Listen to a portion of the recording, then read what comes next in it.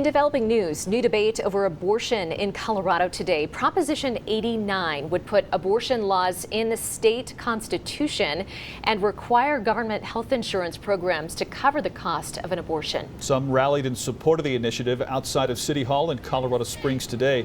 KRDO 13's Carla Sosa joins us live from that location to explain what people on both sides of this controversial issue are saying. Carla. It's a lot calmer and quiet here at City Hall, but earlier today, these steps were filled with protesters. This comes on the second anniversary of overturning Roe v. Wade, but not everyone in the city agrees with them that abortion should be a constitutional right. Roe v. Wade is here to stay. Yeah! We're so happy to see that our word has gotten out and that people do care. You know, if people didn't care, they wouldn't have shown up today.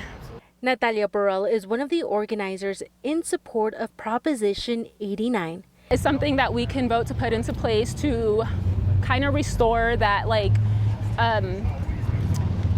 access to abortion and health care that we need that kind of got overturned with Roe v. Wade. If passed, Prop 89 would recognize the right to abortion in the state constitution and would prohibit the state and local governments from denying or discriminating against the exercise of that right.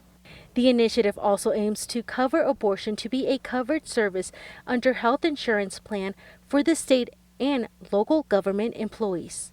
Scott Shamblin is organizing the group Vote No 89. He says he's already receiving support since starting this group. I've talked to libertarians, I've talked to Republicans, I've even talked to registered Democrats. And they're all on board with stopping Proposition 89. Shamblin argues that the language in the initiative is too vague and petitioners have another motive. I honestly think it's kind of pathetic of the proponents that they're lying to the voters of Colorado.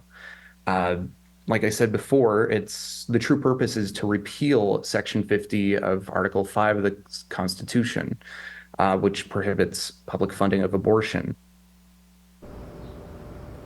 In November, we'll find out what Colorado voters want. Reporting live in Colorado Springs, Carla Sosa, KRDO 13.